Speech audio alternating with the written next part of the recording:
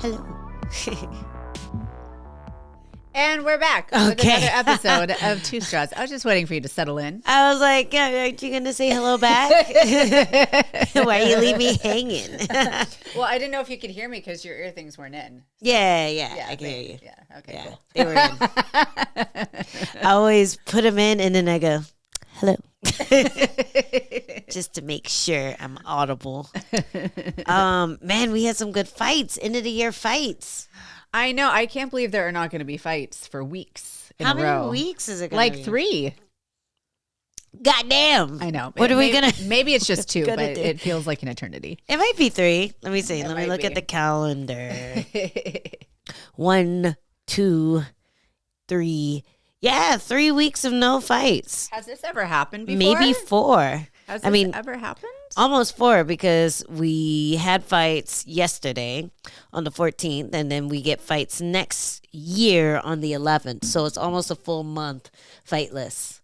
It's like a Black History Month fightless. 28 days. Wow. I don't think this has ever happened like this before. Yeah. Maybe, I don't know. Maybe they're just feeling really good about this year. They just want to close off, give everyone a good break, just like Thanksgiving.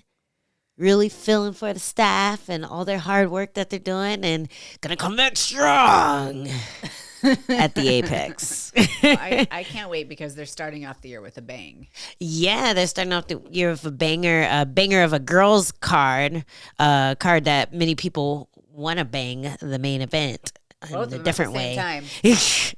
I mean, you could auction off who's going to be the ref in that one, but then I feel like he'd interfere a little too much in the actual fight. But before we talk about that, what did you think about UFC Tampa as a whole? As a whole, I was really impressed. I wasn't sure about this card at first. Yeah, it was a whole lot of fun. Yes, it was. My hole for violence was filled. Because I love it when they do that, Yeah. Yeah, I feel very whole now after seeing that violent performance. There were so many finishes. There were a lot of just kind of meaningful comebacks to I really enjoyed it. The storylines are really, really great. There was like a tiny bit of a lull in it. I think the first fight on the main card kind of blew my load a little bit. I was just like, what is this? You go from Michael Johnson getting a crazy knockout to like kind of contender series level fight. But you know what? You just sometimes it just like, happens what is this? That way. This is the trap. I always say that when you're going somewhere to watch fights, sometimes the first fight on the main card is the one that they book so people can get to the venue that they're going to watch the fights at. So if I really want to see Michael Johnson fight, I'm like, okay, I'm going to watch this. Then I'm going to get in my car and get to the place. It'll take me about 20 minutes. I might miss 2 rounds of the next fight. And that's what this fight was. That Sterling versus, what's his name? Tukos versus Sterling. So that was the only one that kind of was just like, left you wanting a bit. But every other fight delivered. I was really happy for the Michael Johnson fight. Yeah, me too. He did so well, and they always talk about the age, and he's had a pretty up and down road. He's gone. It's just nice to see somebody have that, and same with Cub Swanson. It's nice to see both of these guys still out there doing their thing.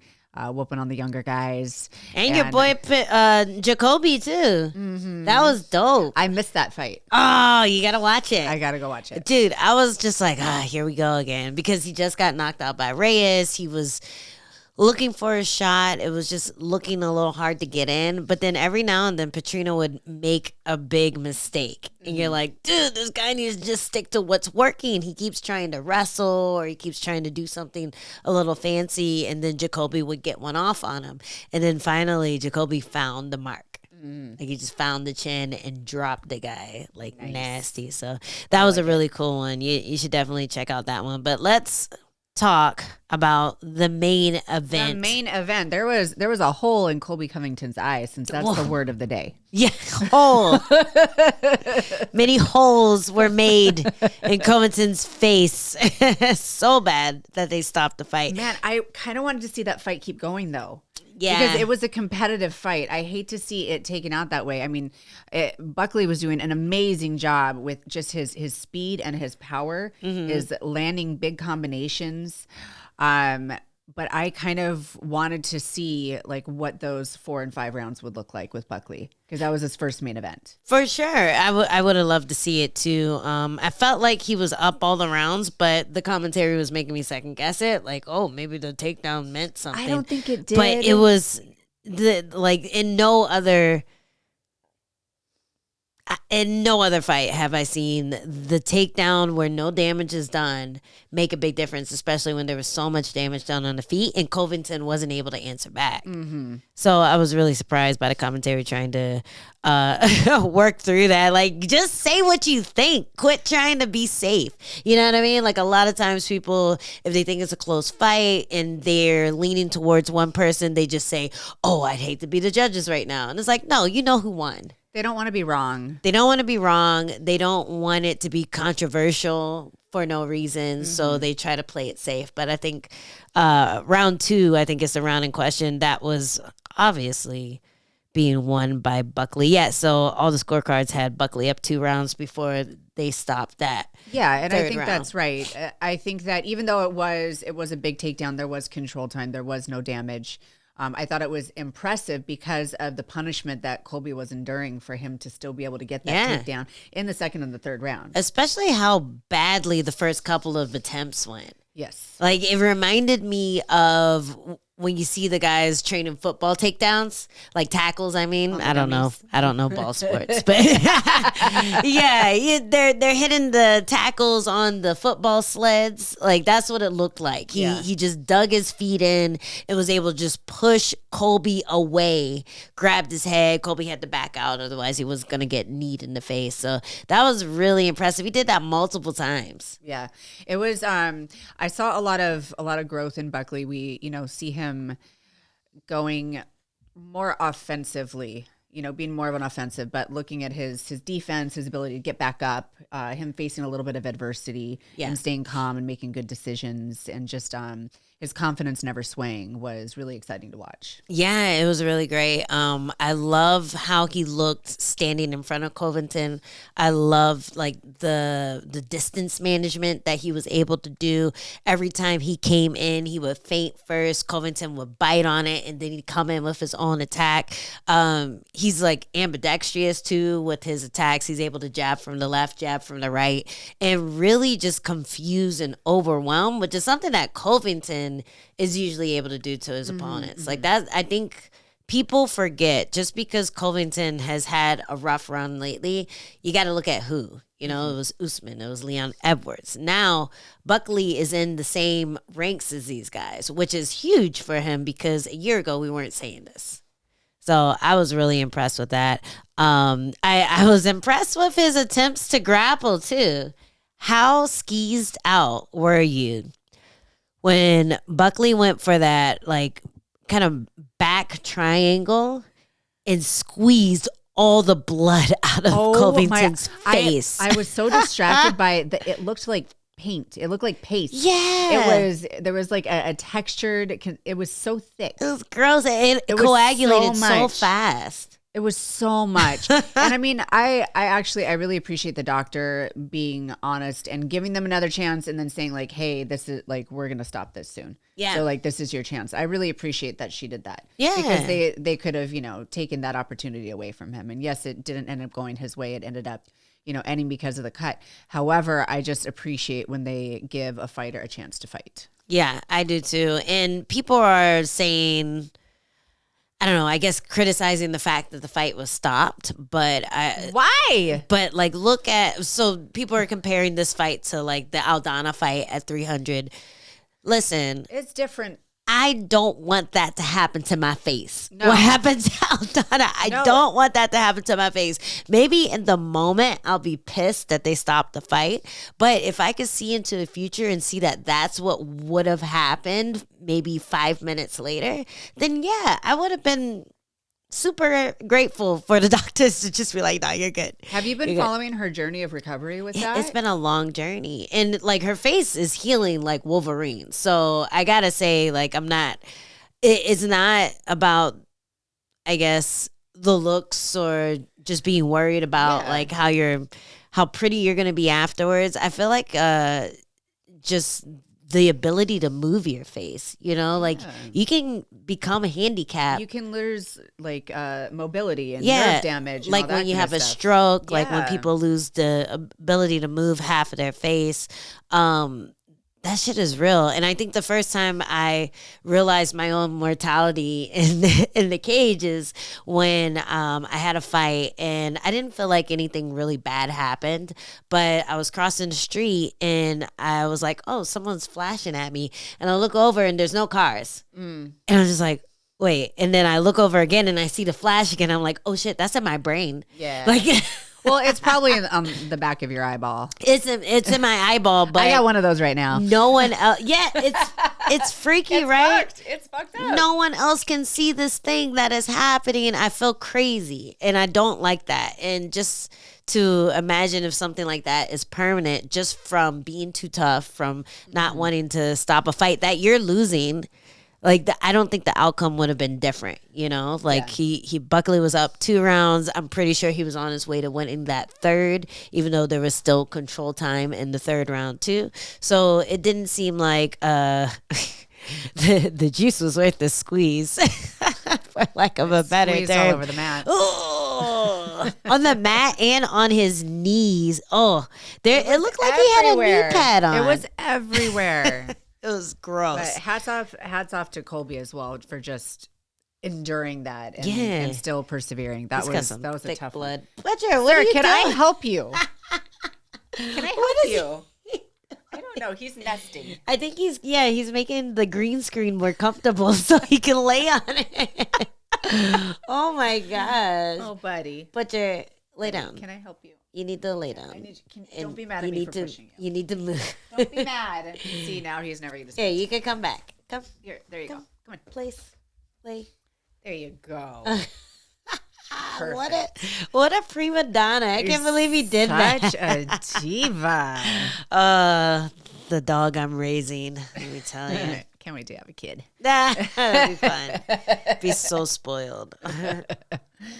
And what a crazy call out. I actually like his style. I've never seen that before. Letting the audience choose who they want to see Buckley fight next. And the consensus was Kamaru Usman. Yeah, I think I agree. I think that's who the crowd was calling for. And I love the way, because when he first started doing it, I was nervous for him. Because he said, all y'all are leaving right now, which is a damn shame, because I'm going to do some crowd participation thing. And I'm like, nobody's listening. Oh my God, nobody. No, they're all still exiting. Oh God. But he's really good at getting people to pay attention. Mm-hmm. He was good at getting them to get back involved, turn around, cheer, and then have them participate in the whole calling out thing. And even Bisping had to laugh, because at first he was like, oh, I don't know if we want to do that, mate. This might be a little cringe, mate. But Joaquin, like, he really pulled that off and made it a really fun call out. And I saw a clip of Kamaru Usman leaving before that whole thing happened. Oh, he didn't even see it. Dang, that sucks. Dang. Well, he's heard about it for sure. Oh yeah, he's heard about it. It just would have been fun if he could have responded to the whole thing, but he was out of there. He was already in the fighter area, getting on the shuttle bus back to wherever he came from. So yeah, he was out of there. What did you think about Covington's walkout? I didn't see Joaquin Buckley's walkout. I'm assuming it was normal compared to Colby Covington ripping his shirt off. Oh, did he rip his shirt off? He ripped his shirt off. What? That's amazing. Yes. So he must have known that Hulk Hogan was walking. Yeah, Colby out. I'm sure he made the call. I mean, Colby is a Florida native, so is Hulk Hogan. Like, okay. I'm sure he orchestrated that. Hulk Hogan is like Mr. Miami. Oh wait, Covington ripped his shirt off. Yes. That's cool. As an homage to Mr. Hogan. I thought you said Buckley ripped his shirt off. No, I was like, no, man, no, what a troll. He is No. like grade A troll, but no, that is still cool. It's still cool. I was going to say, there's always something weird about an American walking out with 2 American flags to fight an American. It seems a little redundant. Like, Well, what do he's you? proud to be an American. What are you Angela. trying to say? Nothing. Are you trying- That's his whole stick. Are you trying to say that you're more American? What's really going on here? But no, it was. You need to take it there. I'm just saying. Whenever I see an American walk out with the flag when they're fighting an American, it feels weird. But like, I'm like, oh, okay, you're just kind of proud. But he walked out with 2 flags. 2. And Hulk Hogan. And Chael Sonnen. I was like, how much do you want to? There's a lot going on in the corner. Spread it on. You're spreading on pretty thick. And then I saw the walk in too when he had his chain of Donald Trump, and he kisses it on the head for good luck. He's really into that role. So one fan question that we got was, and let me find the question, but one of them was asking about his role. Okay. At Ether6136 on our YouTube page, ask, Florida is a red state last time I checked. Fake Republican Colby Covington got booed there after deriding Trump for years nonstop. What do y'all think his career will be like now that his act is played out? Well, these are the opinions of Ether and not of Two Straws, but yeah, maybe in mind. Well, I think it gives I don't speak for Jessica. Colby an opportunity to reinvent himself, to be honest. All fighters all humans get to reinvent themselves. We all have different chapters and stages in our lives. So I feel like this is an opportunity that he can kind of just, go and be all you can be. There you go. And be something genuine and not pretend. I would love that. Yeah. There's we've seen it because of Conor McGregor that everybody like thinks that they have to be a certain way and they have to be like loud, brash, outspoken. They have to be this huge persona. And it's helped Colby a lot. It's gotten him to main events. It's, pushed his career. It's done well for him. I just think maybe it's so far off from who he truly is as a person that it's hard to keep up. Yeah. And I'd like to see a little bit more authenticity. I feel like I've never met him, but I've heard many times that he is not who he projects himself to be. And I would really, I might like who he really is, Yeah. I might be able to connect it with him in a way that I am having a really hard time connecting with him now. No, for sure. Especially since he's already done the whole thing, like the whole fighting for the title, being a draw, all that stuff. He could probably drop the act now and just be himself. And I think there was this one moment that kind of went viral years ago where it went viral because people thought that he was talking to a young Royval, but it turns out it wasn't him at all. Oh. But it was just some random Mexican kid. But he was talking to this kid and giving him like some really solid advice about being a fighter and how you have to work hard and work harder than you think everyone else is working, and you gotta grind and you gotta love the sport and blah blah blah. And it was just a really nice, heartfelt speech to this young fighter that was just like, hey, what advice do you have for me? I'm trying to be where you're at. So I think if he showed more of that side of himself and less of the shtick, then he could probably win himself back a lot of fans and a lot of respect. Yeah.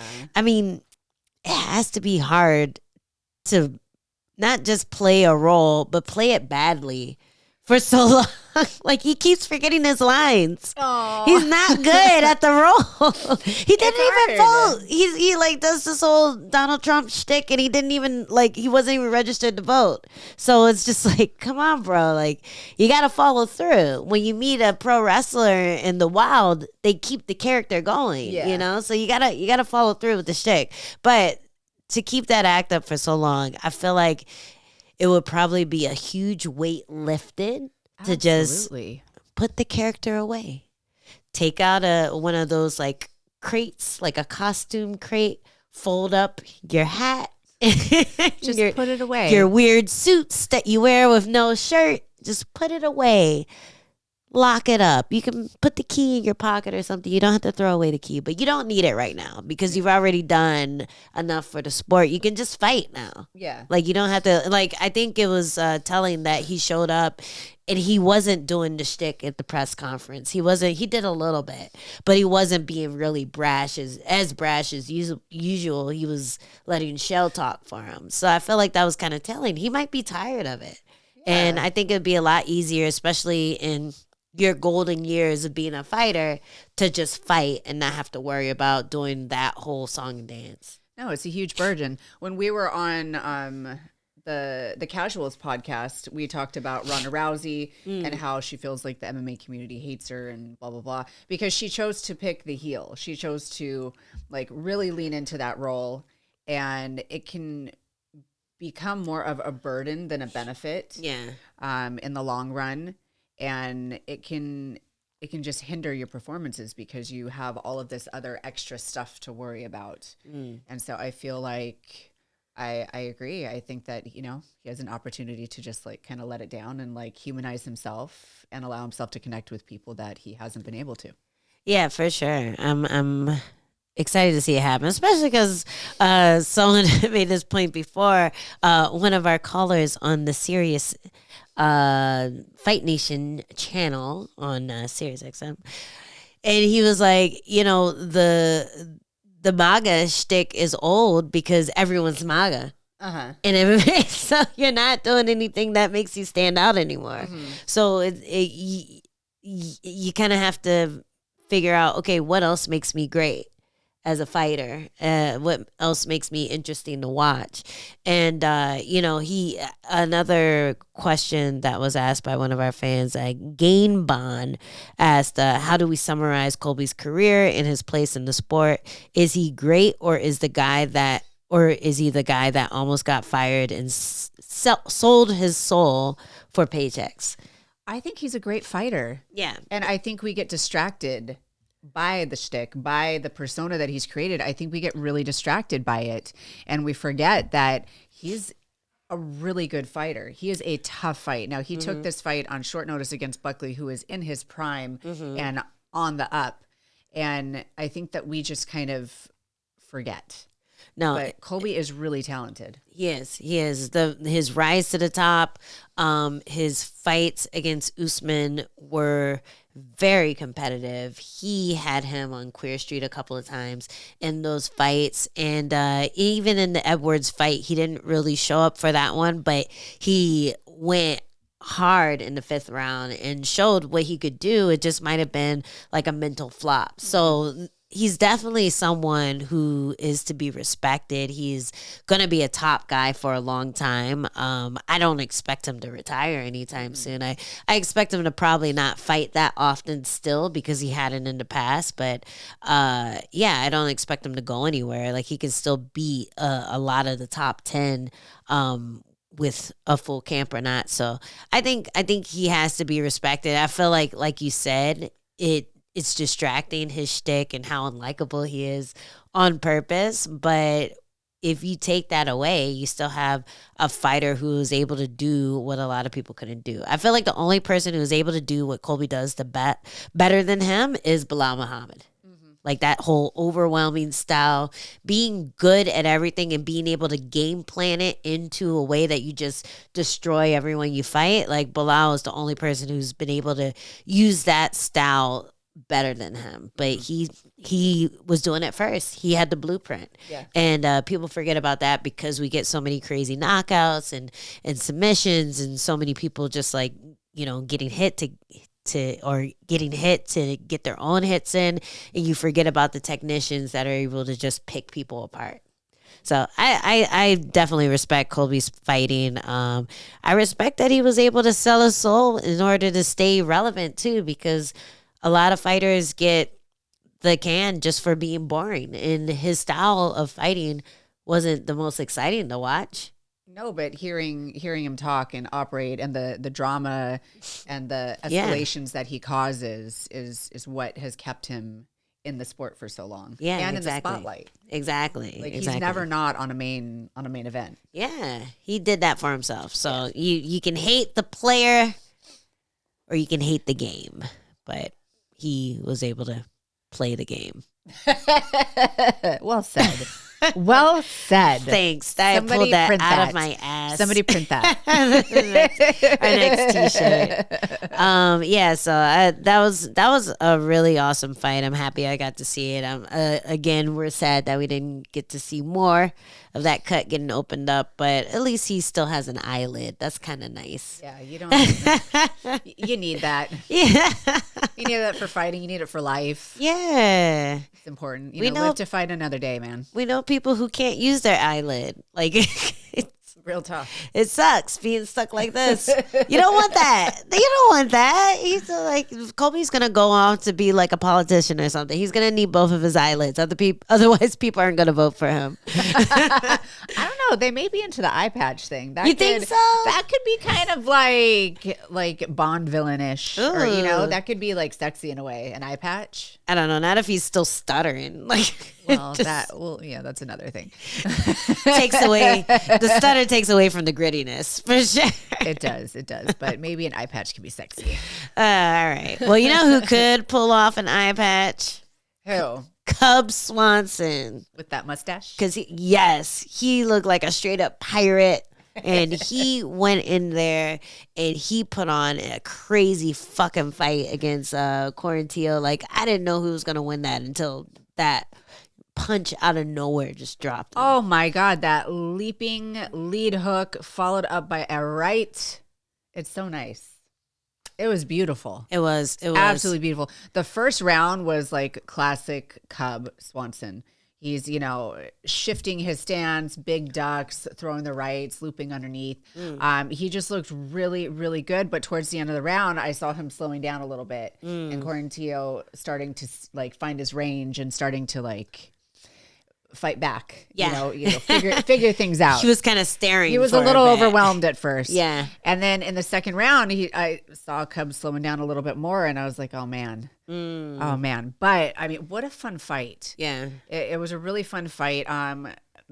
Quarantillo can get those knees up. That was scaring me. And that's what you do to somebody who dips their head so much and likes to stay in the pocket. That's a great weapon, and we saw how effective it can be. Yeah, because you have a lot of velocity when you dip. Like, he's going crazy big right cross, then rolling his head to get out of the way of the hook. But every now and then he would kind of go like hook knee or like jump knee or something like that after the cross came out, and it landed perfectly. It was just like boosh, a car crash. And it made him really get wobbled. It made him move backwards and everything. But that cross was landing so much. And the roll was actually like working 99% of the time. Like, every time he landed that big 1-2 or 3-2 or just a 2 from his hip, he would roll out of the way of danger. And for whatever reason, Quarantillo couldn't see it coming. I think he was so worried about getting hit by the cross that he couldn't plan an alternate attack. Like, every now and then he was able to punch over the shoulder with like a check hook or something, but it was a lot of force coming at him.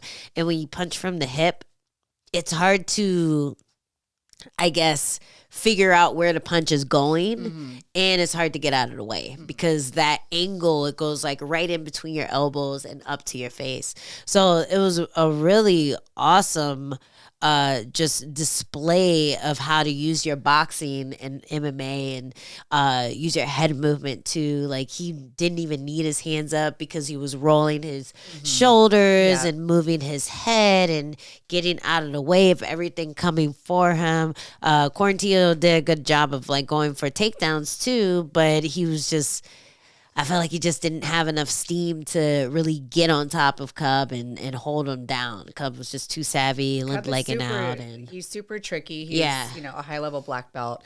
And he was doing some just really nice defense, just really staying calm and doing what he needed to do to get back up. Yeah. How crazy was it?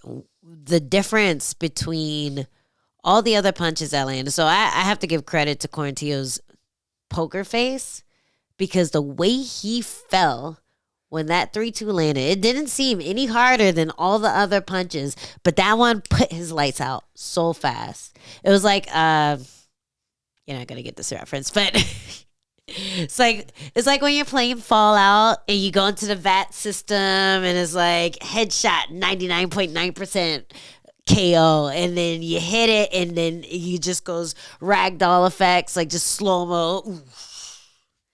Just dropped. It's like, I don't get the reference, but I get it. Anytime a video game character dies in like GTA or something, just ragdoll effects. Yeah. No, it was out of nowhere. He just the air came out of his inflatable wacky willy waving arm guy. The tube motor. Yeah. It just yeah, he fell hard. And he was out for, I mean, not too long, but long enough to be a little scary. Yeah. Exactly. But they were beautiful dance partners, and I love that Cub commended him in the post-fight speech afterwards. I also loved that he mentioned when they asked if he was going to be fighting again, he said, he kind of told his wife that he was going to like throw it in after this one, and she's sitting there like, you did. You said it. You said it. No more. Oh, man. It's hard, though, because with such a spectacular finish like that, that's got to, like, you're like, no, I could still do this. Yeah. Well, he didn't take his gloves off. He didn't leave him in the ring. Mm-hmm. So he's doing kind of the Tony Ferguson, one glove off. Yeah. He's like, I might not. We're going to leave it open. But if I do, this was great. Like, I don't have to. Yeah. This is a great way to leave it.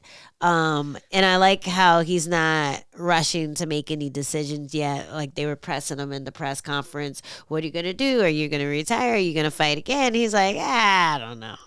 Like, yeah, leave the guy alone. You should never make decisions off of emotion, whether they're a high or a low one. Yeah, you got to go regroup. And we've said it before, but you rarely get a chance to walk off into the sunset on such a high note. Mm-hmm. So, like, if he does end up leaving, this is as much of a plus to retiring as it is a minus to retiring. You know what I mean? Like, you really want to end on a high note, and if you do it again, there's a good chance it's not going to be that spectacular.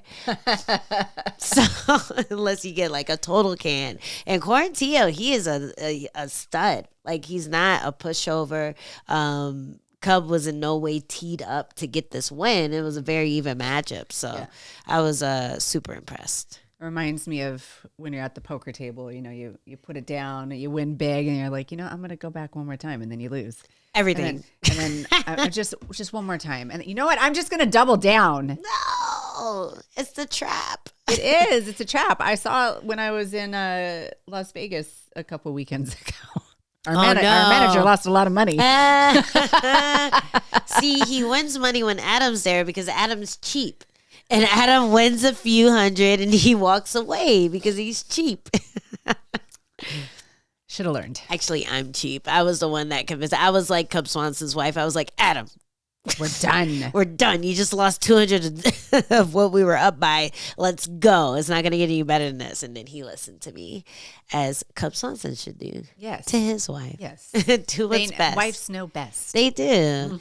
And I like what you're saying about Cub just, having a wealth of knowledge and just being so slick in there, because he's started coaching already. And he was really happy about being able to show his team how to go through a fight camp, how to work hard, how to go out there and deliver.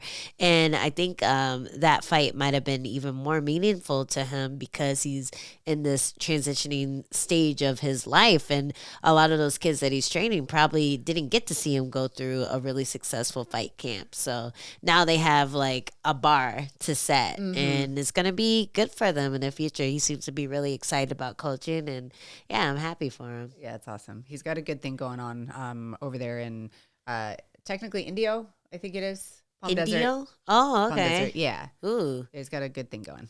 There's nothing to do there but train exactly. and take allergy pills because of all the dust.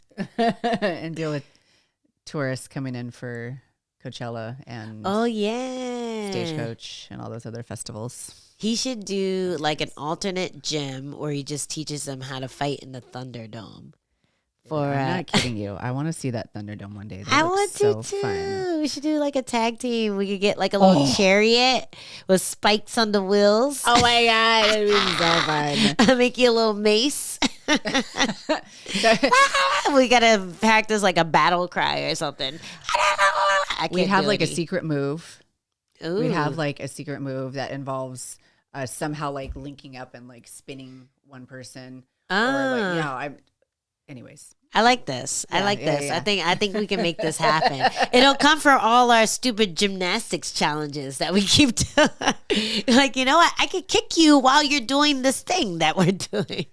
I have so many saved for when we're on this little fight hiatus. Oh, no. I have so many saved, and they're so ready to go, and I think that we really need to commit to it. I'm saying it live so that we're going to be held accountable, you guys. Oh, well. Oh. I haven't told you yet.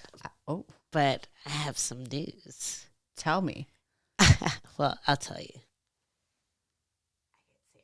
I can't say it right now. But I'll tell you after the show. But I have fight news. Oh, shit. Yeah. So I can't say yet because we haven't, like, I don't know. The contract is signed. Okay. But I can't tell you guys yet. But maybe on the bonus, I'll drop it maybe or bleep it out or I don't know. I don't know if I can say it yet. I'll say it on the members only content. That's what I'll do. That's what it is. You got to pay $1.99 and then you can see who I'm fighting because I'll tell only my members. And members, you're not allowed to tell anyone else. You guys are going to get that. Can we trust you? I think we can trust you. You think so? I think so. Maybe that one. Maybe that guy. All right. We'll give him a chance. Maybe don't fuck this up, guys. Yeah. Because it'll never happen again. Once you break the circle of trust, there is no repairing it. No coming back. You get kicked out of the member. Actually, no, we'll keep you there for $1.99 a month. But we're not going to respond to your questions. I also have news. What? I may or may not have signed a contract. For what? For an organization. I know.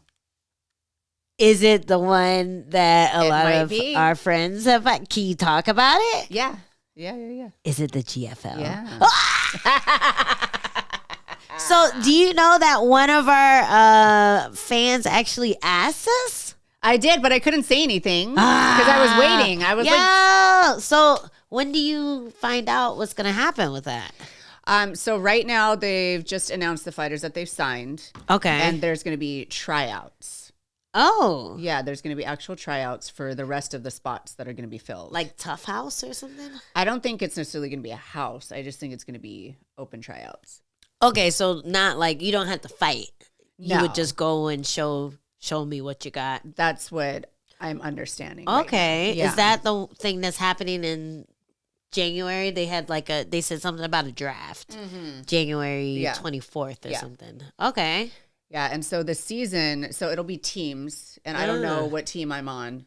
I don't know how they select that, but there will be teams. It's almost like, do you remember IFL back in the day? Yeah. So it's kind of like that. So one team is slated to fight a team, and there's like certain scoring criteria per wins, finishes, losses, all that kind of stuff. Yeah. So your team earns points, and then you go into the finals. Well, I saw the other strawweights that have been announced already, and let me tell you, I am excited for you. Very excited.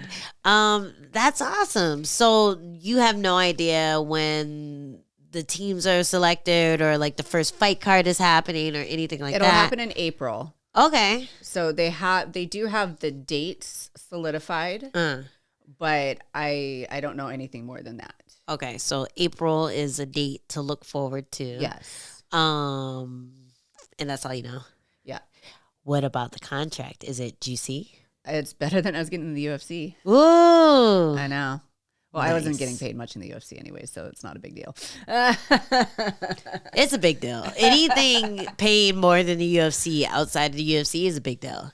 Yeah. Because, like, after what's gone down with, like, PFL and Bellator and then ONE FC now, we're hearing champions even say don't sign with ONE FC. It's been seeming kind of grim. Yeah, it has. And when I initially heard about this organization, I was like, well, it's just, I mean, they've been talking about doing, stuff and stuff never happened. So it's finally, I'm seeing like a light, at the end of the tunnel. I'm like, okay, well, maybe this is actually going to happen. Maybe it's not just like a pipe dream kind of thing. Yeah. So yeah, I'm excited. I'm excited to be involved with it. I'm excited, to see what's possible. They have kind of like lofty goals. I'm not sure how everything's going to work out. Do you know who's funding it at all? No, I don't know. Because it's like anything. a lot of, they're dishing out a Exactly. lot of money. I know. In the contracts, at least. Yeah. Yeah. So I don't know. That was my question. And they're trying to talk about like revenue splits. And I'm like, how is this going to happen? The thing that they have on their side, though, is name value. Yeah. Like, they have so many big fucking names, like huge names. We got to talk to Will Brooks about it, and it's funny, he was also kind of like, yeah, well, my wife set it up, because he's also in that state, like Cub Swanson, where he was just kind of like, I'm done. I'm nothing out there is enticing right now. Things are falling through. I'm gonna just hang out my gloves. And then the GFL called, and I guess because he wasn't with a manager at that point, his wife dealt with everything. But he was super hopeful, about it. And that's the thing. When stuff like this pops up, it's easy to kind of talk shit and say, it's never going to work out, or, IFL didn't work out, this isn't going to work out. But, like, they have so many big names signed to it. I feel like just the interest of people wanting to see these people fight again, including yourself, like, I think that is enough to get it off the ground floor. Yeah, I had kind of like a similar experience as Brooks. I was like, well, I'm like kind of retired, but like kind of not. And then I remember I was at the fights. I was at UFC 310 in Vegas, and O'Day Osborne, he was like, oh, someone about like, he's like, yeah, didn't you just retire? And I was like, no. I was like, ish. Like, no? what do you know? What do you know? You don't know me. Yeah. And I was like, He's just assuming. I don't even like the way this sounds. He's just assuming things. O'Day, did you retire, O'Day? Retired in that fight that you lost. No. He said he would come on the show, by the way. Yeah, I really like him. We're actually trying to get him on the show. Oh, yeah. We like him. But he said that and it just didn't feel right having somebody else say it. And I was like, you know what? I don't know. And then and then like just at the same time, like around the same time, I got, sent the contract, and I was like, okay, well, there you go. Nice. All right. Well, I'm excited for you. I'm excited for you to make some money. I know. To mop the floor with some of those girls on the website. Go check out the website and you'll see what I'm talking about. The Global Fight League website. Look at the straw weights on there. You'll be like, let's go, Jess. No, everybody's tough. Everyone's tough. Everyone's tough for sure. But yeah, that should be fun. That should be a good time. Yeah. Yeah. I'm looking forward to it. It'll come by fast. Yeah. All right. Well, conversation kind of got derailed, but what else do you want to talk about on this fight card? We already talked about Petrino Jacoby. Oh, well, we got to talk about Kape and we Silva. got to talk about Kape, but I just wanted to mention Petrino's booty is bodacious. Oh, what is that guy was eating? I missing out? Did you? I missed yeah, out. That's you the didn't fight I see missed. It. Damn Girl. I am a fan of a booty. Okay, this is another video game reference. Remember when they first started like adding, just like the jiggle of different body parts and like fighting games and like the volleyball game and stuff. He had jiggle physics going crazy on his butt cheeks. Like he would throw a punch and his butt would go badoo. Ooh. I'd be like, ba-doom.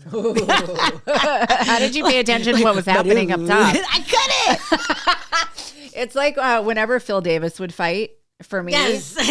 Like before I knew Phil, I had a little crush on Phil Davis.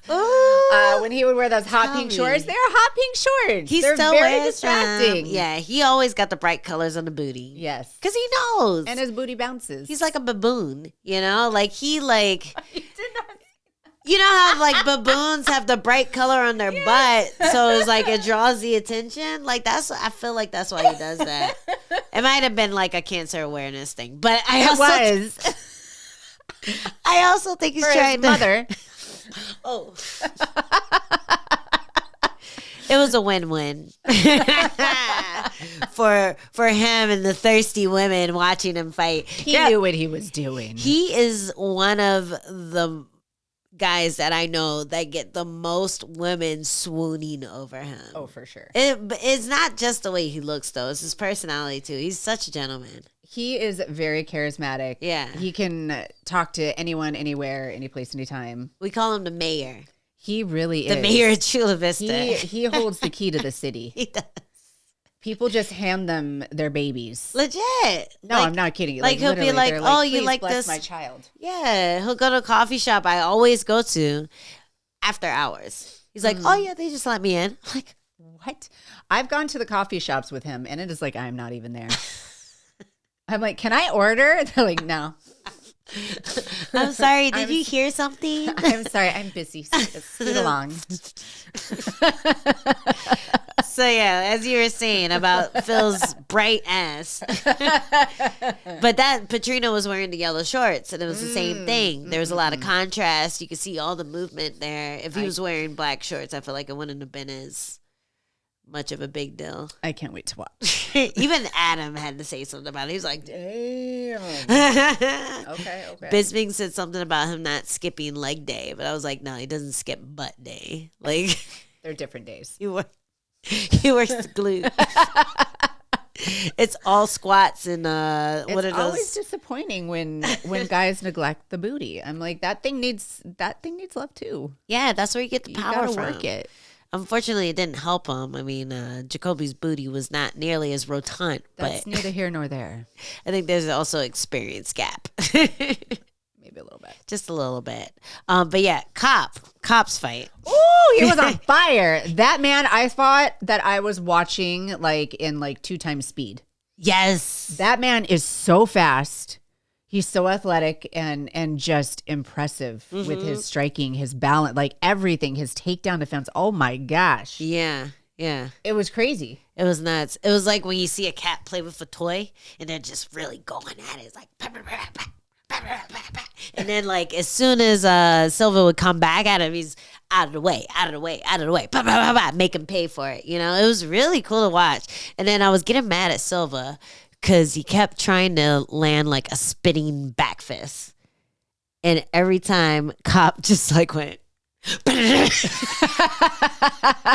I was more mad at all the teep kicks to the groin. I'm like, bro, stop doing it. Yes. That poor man. The teep kicks to the groin were so bad. And then he had the nerve to complain about the body shot. So I watched it. I was curious about that too. Yeah. But it looked like it was more of a body shot than a looked like a stab to the guts. Yeah. Like even and that hurts just the same. It feels the same. I always felt like if I had anything to compare a nut shot to, it would be a kick to the liver. Because it's kind of like delayed reaction. Like it hits you. And then you just fetal position. Your body just does it. You have no choice. Yeah, you're just like trying to stay up. But no.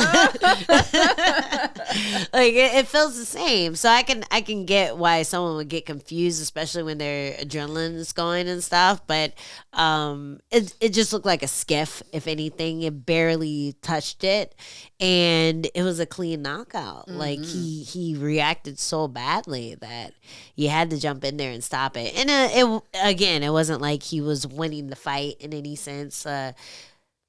Cop was on top of things. What did you think about him like talking shit to Dana in between rounds? I thought that was really funny. And then finally at the end of the fight, Dana's like, please go have your moment.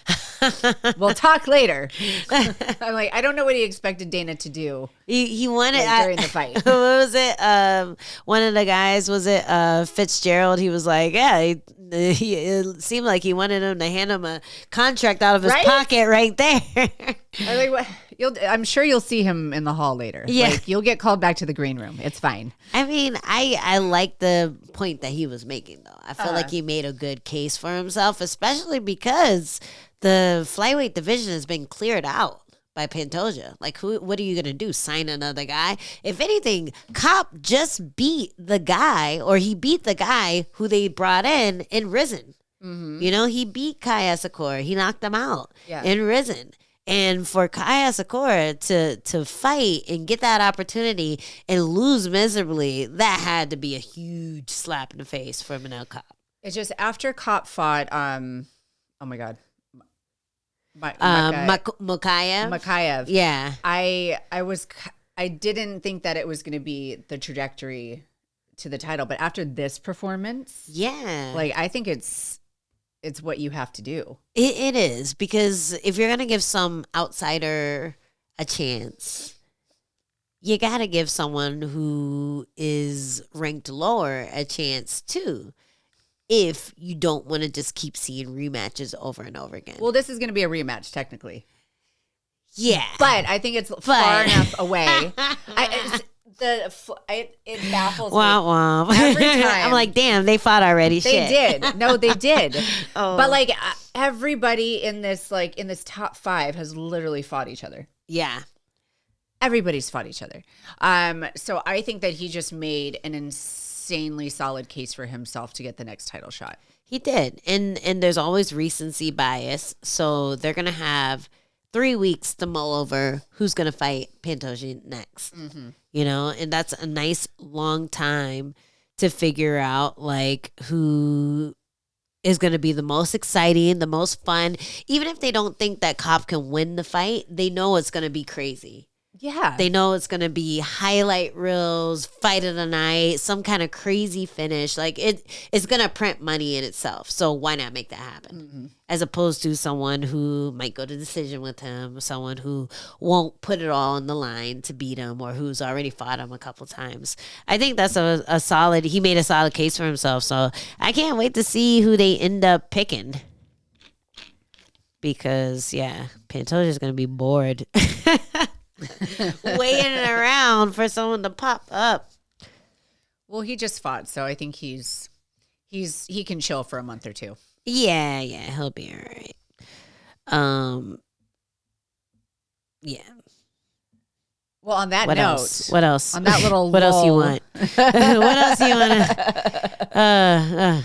Let's take a little break and reconvene in the bonus footage. Yes, let's do that. What are we going to talk about? It's a secret. You have to tune in to know. You have to tune in.